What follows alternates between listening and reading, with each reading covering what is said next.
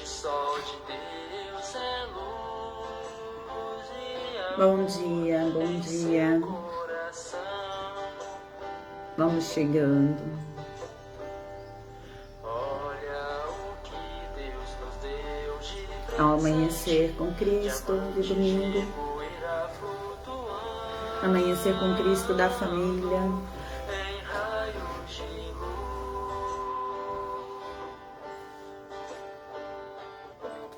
Vamos louvar a Deus e agradecer a tudo. Um novo dia amanhecer. Enquanto vai dando horário, vamos escutando uma música. Agora, sair ao mundo hoje, testificar o amor de Jesus. Bom dia, Geraldo. Feliz domingo a todos. Isso aí. Olha a manhã que brilha na janela, este sol de Deus é luz de amor em seu coração.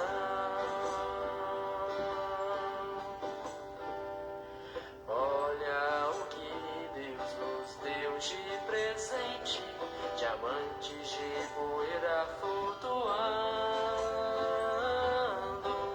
em raios de luz.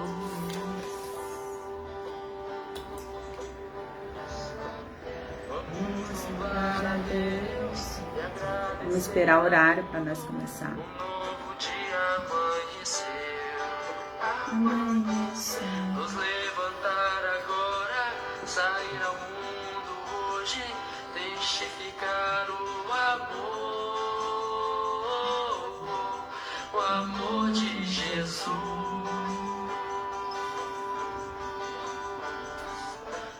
Vamos louvar a Deus e agradecer a tudo. Um novo dia amanheceu, nos levantar agora, sair ao mundo hoje, testificar o amor de Jesus.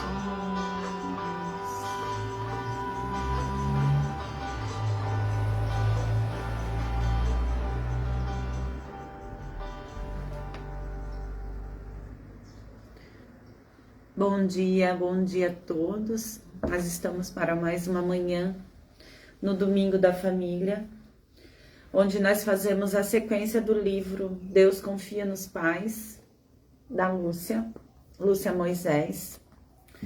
E nesta manhã de domingo nós vamos trabalhar o capítulo que aborda as sementes caídas em solo fértil, né?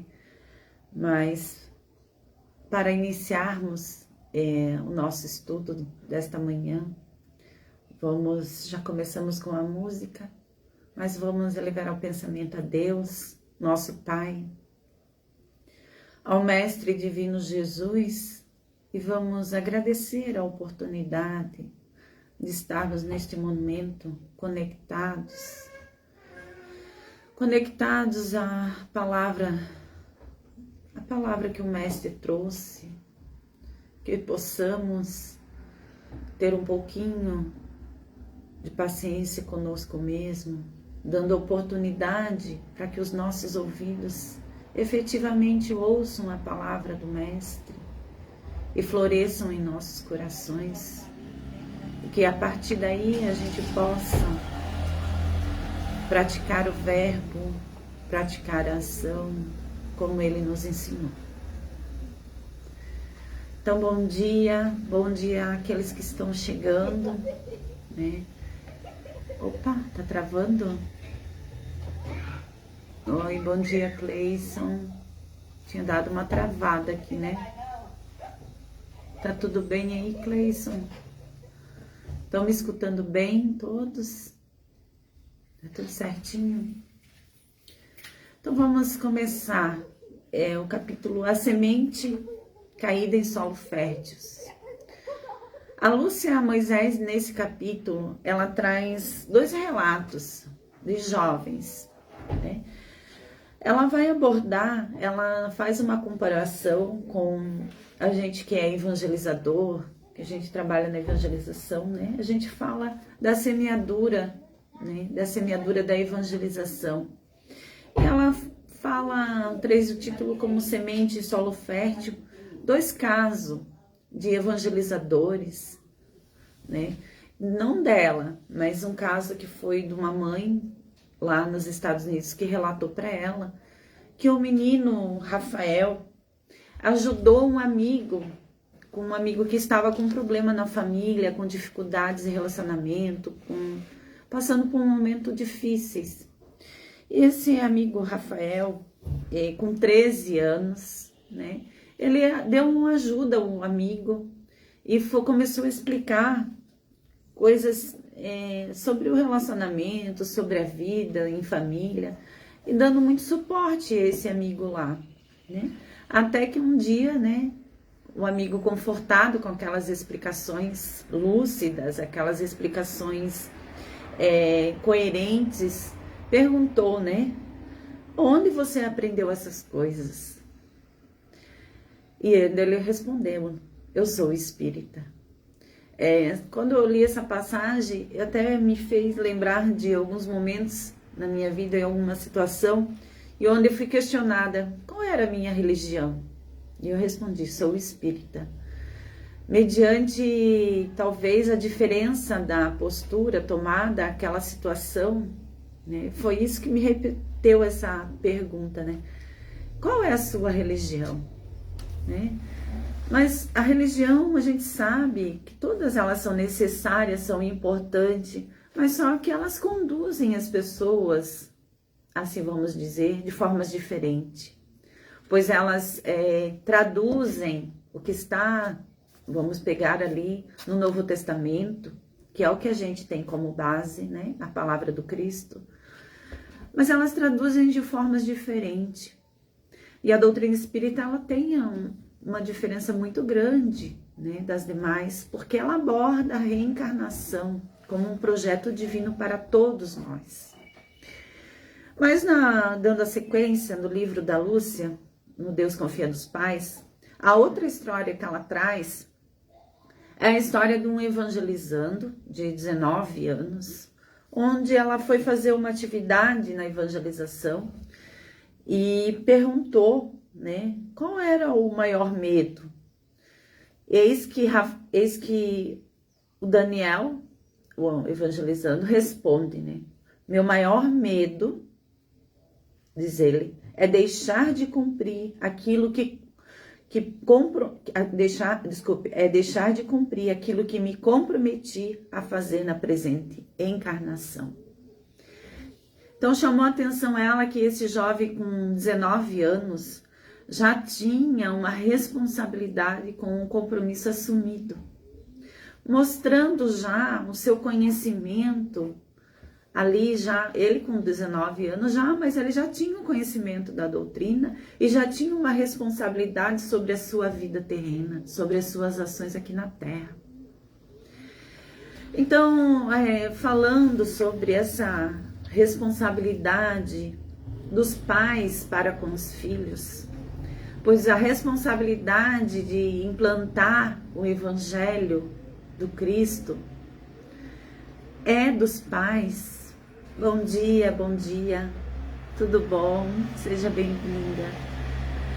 É dos pais. Por que é dos pais? E a gente afirma que é dos pais. Porque ali no ninho doméstico, é no lar onde aquela criança, que é um espírito que vem com a necessidade de reencarnar naquele lar, é naquele lar que a família tem que dar o suporte aos primeiros passos na vida. E isso não é só ensinar a caminhar, a pegar na mão, né, como a gente faz com o bebê, ensina a caminhar, ensina a dar suporte, é dar o suporte espiritual. É ali naqueles primeiros anos onde a criança está diretamente ligada aos pais, 24 horas podemos dizer, hoje não tanto porque as mães trabalham, os pais trabalham, mas nós temos sim o maior tempo aos nossos filhos. Mas eu vou puxar um pouquinho lá da parábola do semeador, né? Temos a parábola lá, a gente pode encontrar lá em Mateus 13. É muito interessante se a gente, como fez a Lúcia, comparou a parábola da boa semente, ali os dois jovens que já tinham passado pelo processo da evangelização e já demonstraram a boa semente. Por que ela fez essa comparação? Porque quando Cristo falava por parábolas para nós, ele falava para que a gente pudesse ter um entendimento mais leve. A gente conseguisse, no nosso amadurecimento espiritual, com o passar do tempo, ir agindo conforme aquelas parábolas. Imagina se há 2000 anos, né, onde Cristo veio e falou sobre amor, nós não estávamos ainda preparados. Nós ainda era aquele solo seco, talvez. Então hoje a gente já consegue compreender muito melhor as palavras. E quando a gente olha para a palavra do semeador, é muito profundo o conhecimento que Cristo nos trouxe naquele momento, né? Falando da diversidade dos solos, da diversidade que nós somos, e respeitando a diversidade, porque respeitando a capacidade íntima de cada um, respeitando o livre-arbítrio de cada um. Então, quando ele começa lá, ele já fala assim, né? Eis que o semeador saiu semear.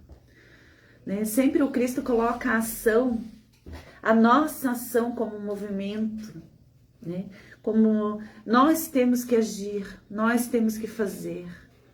Se nós temos que fazer isso, a pregação divina, na evangelização, numa casa de oração, seja onde for, e no nosso lar.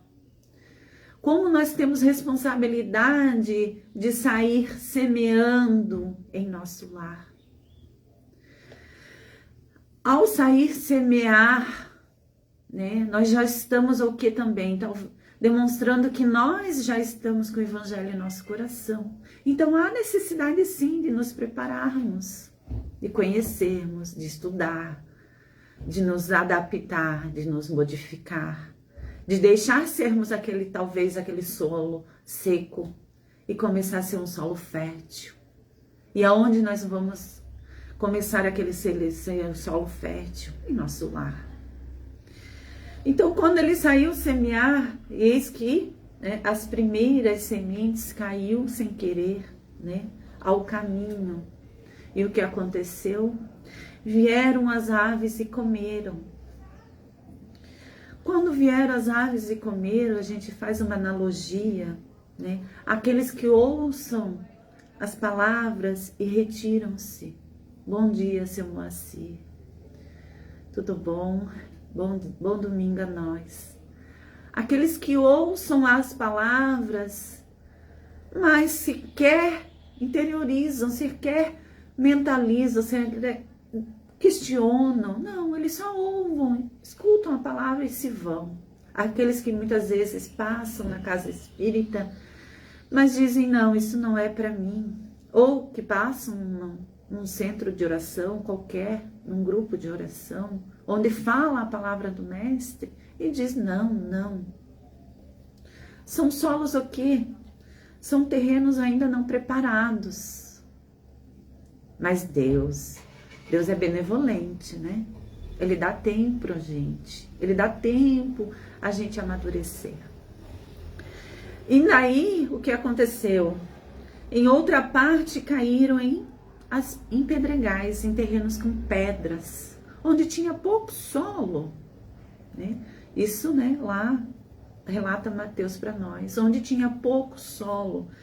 E assim, elas germinaram, mas como tinha pouco solo, vindo o sol e onde elas não conseguiam se nutrir, olha só, onde elas não conseguiam se nutrir, o sol quente queimou aquelas plantas. Então aquela plantação não deu certo, aquelas pedras, aquelas sementinhas caídas ali. É muito interessante porque sementes são pequenas, né? Quando a gente pensa em sementes, são umas coisinhas pequenas, mas no final, né, germinadas em bom solo, dão muito frutos, dão coisas maravilhosas. Mas vamos continuar.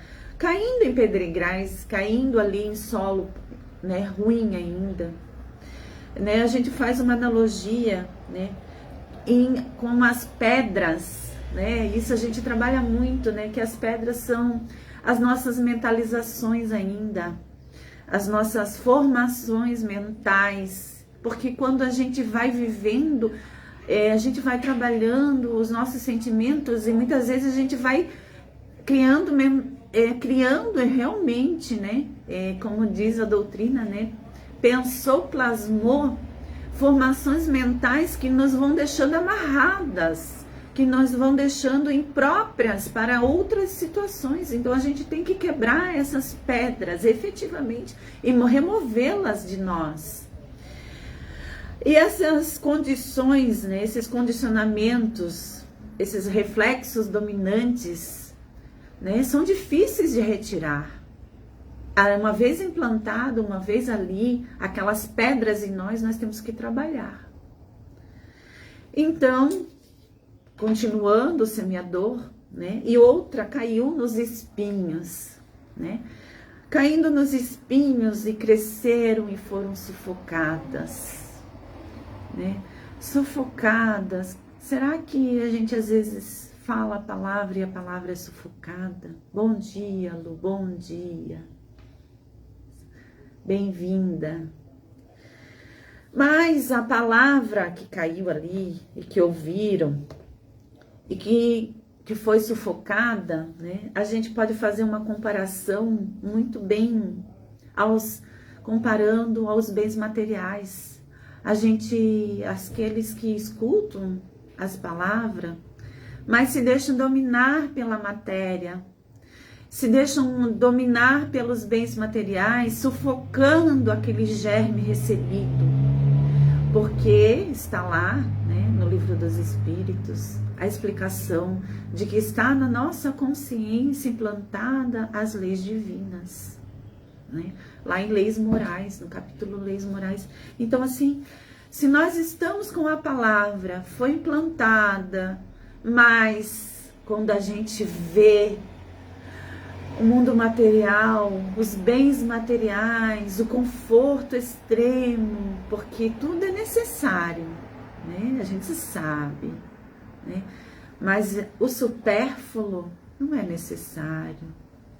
O que é verdadeiramente necessário para sermos felizes? A gente estuda lá na lei do trabalho como o trabalho é necessário, importante, como o bem material ele produz tantas coisas, né? Hoje nós temos aí a riqueza de uma vacina promovida por cientistas, por aqueles que estudaram, que se dedicaram, pela tecnologia. Então isso tudo é necessário, né? Mas há necessidade ao supérfluo, então a gente tem que medir. Mas aqueles que caíram nos espinhos, né? E aqueles que, podemos dizer assim, se acomodam, porque não tem tanta necessidade, ou, né, se deixam levar por aqueles espinhos ali. Então a palavra também, aquela sementinha não germina. E a outra caiu em terra boa e deu bons frutos. Vamos pensar nos nossos filhos, né? Aqui a gente é o domingo da família. A família, quando a gente pensa em germinação, a gente pensa numa família que tem filhos, né? Não que uma família que não tenha filhos não é uma família, não, né? Porque a família, lembrando como Cristo nos ensinou, né? Efetivamente, né? Questionado lá quando foi, a família dele foi e chegou perto, os discípulos disseram: eis aqui tua família, estão lá. Eis que tua mãe chegou, né? Lembrem. E o que ele disse? Mas quem é a minha família? Aí é onde ele fala: eis aqui a minha família. Então, assim, quando a gente consegue entender que a família não é aquela somente do corpo físico, mas sim a do corpo espiritual, a gente vai ver que nós também somos uma família grande e espiritual. E que nós temos responsabilidade com todos aqueles que estão ao nosso caminho, estão no nosso caminho, passam pelo nosso caminho.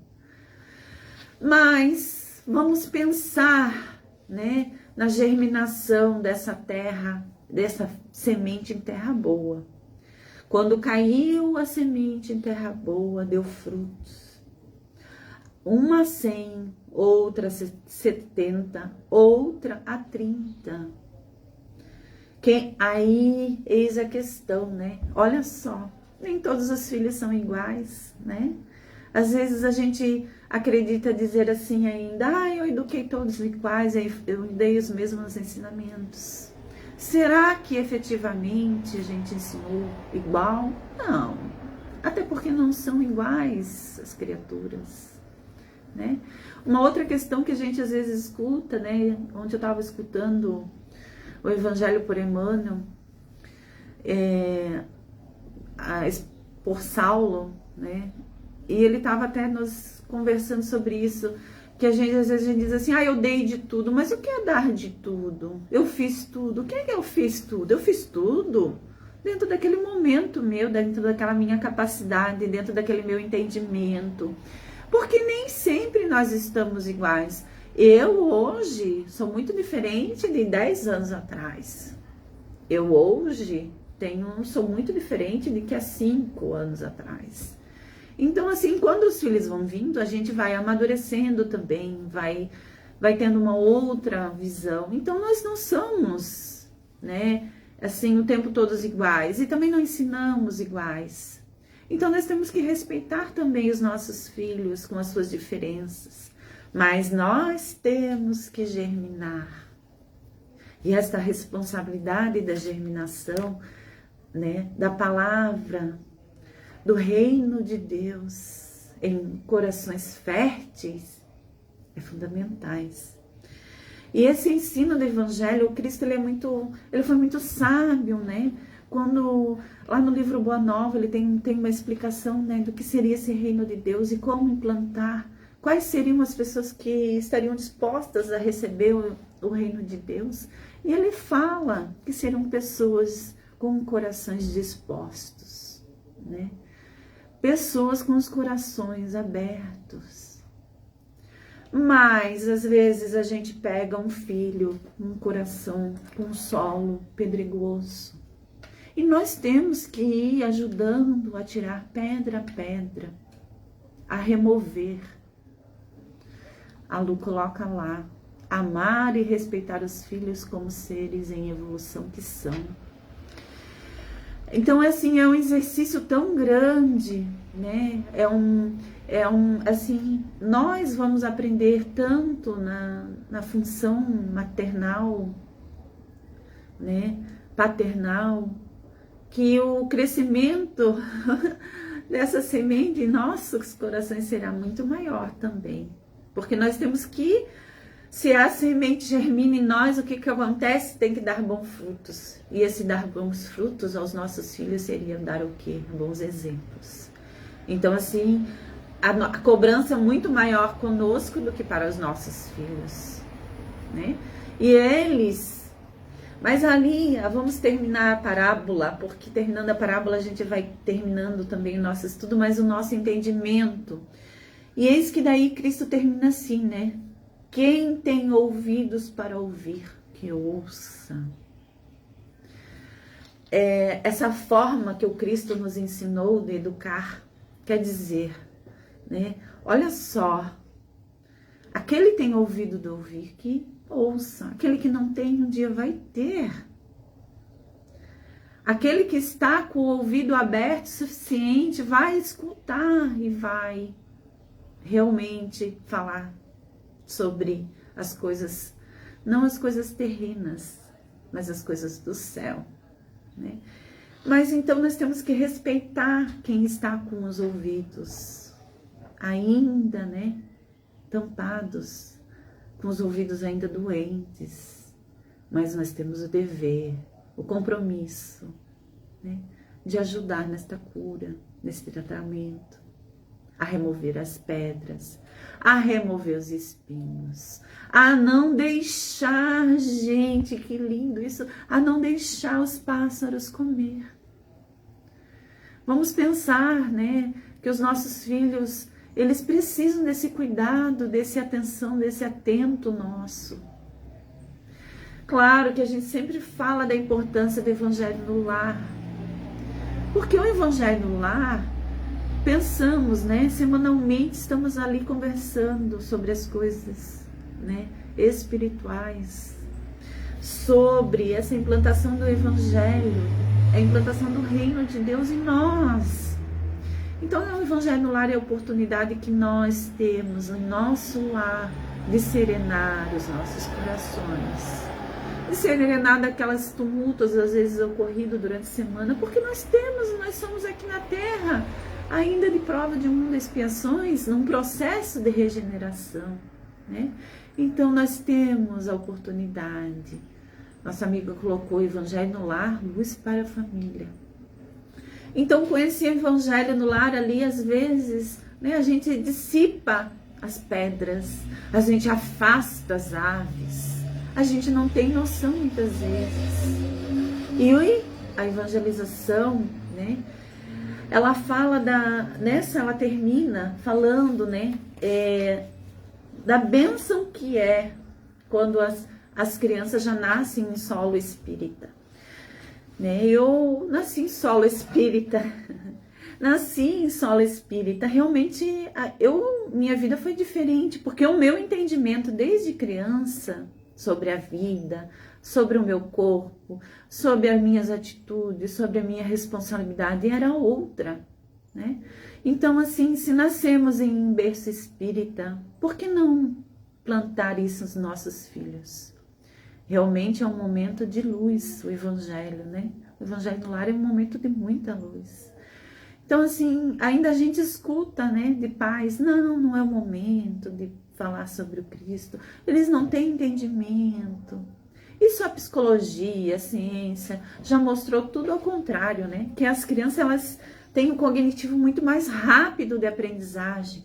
Então, nós temos que ensinar as crianças desde quando? Olha, desde o ventre, né? E se um lar que ainda não tem um filho, se já faz o evangelho, aquele filho em preparo para a vinda, nessa vinda aqui de reencarnação, vai estar acompanhando ali. Então o evangelho já começa antes, né? No preparo antes, na reencarnação, né? Lembrando que a reencarnação, na verdade, ela é uma oportunidade da justiça divina. Lá no livro dos Espíritos, lá no capítulo da pluralidade das existências, fala da justiça da reencarnação. A reencarnação é uma oportunidade que Deus nos dá, não para condenando ao fogo e inferno, ao, sei lá, né, ao mármore do inferno, não. Dando oportunidade para aquele que não aprendeu a aprender novamente. Então, meus irmãos, era isso que eu gostaria de falar, né? De que nós que temos um pouquinho já do conhecimento doutrinário, que nascemos em berço espíritas, que estamos com os filhos, aí vamos dar oportunidades a essas sementes germinarem. O evangelho no lar é o solo do coração, da mente, sendo fertilizado para receber as sementes do amor de Deus, diz nosso amigo Moacir. Vamos pensar, olha só, é uma sementinha, é como se fossem doses diárias, que nós temos a oportunidade de implantar nos corações dos nossos filhos, dos nossos amigos, aqueles que estão em volta, né? O exemplo ali trazia um caso de um amiguinho ajudando o outro, né? Por quê? Porque aquele amigo de 13 anos já estava preparado, já estava dando frutos, já tinha sido germinado. Então vamos dar oportunidade ao solo, vamos regar essas plantinhas lindas. Bom dia, Lúcia. E que Jesus, né, ele seja sempre o nosso guia, o nosso exemplo, o nosso modelo. Nós somos todos falhos, mas a cada dia, a cada raiar do sol, nós temos oportunidades que a gente não imagina. que são nos apresentadas durante o dia. E vamos regando, e vamos nos regando. Porque lembrando, para que o semeador saísse semear, né, ele já tinha que estar na mão com sementes. Então, é primeiro em nós a germinação. E a nossa ação de sair germinar é depois. Né? Então, a responsabilidade primeiro é conosco. E isso é muito importante no lar. Depois com os que estão em volta. Bom domingo a todos. Eu agradeço a companhia e que o Mestre Divino Jesus ampare a todos os lares. Neste momento que a gente está, onde tem lares com dores, lares com lágrimas, lares com saudade, lares em hospitais. São tantos corações e tantos sentimentos, mas sabendo que o Mestre Divino Jesus, aquele irmão maior, o governador supremo da terra, ele está amparando a tudo e tem diversos trabalhadores com ele, em diversos pontos. Que vibremos com os nossos irmãos, ajudando e apoiando a todos neste momento. Que assim seja.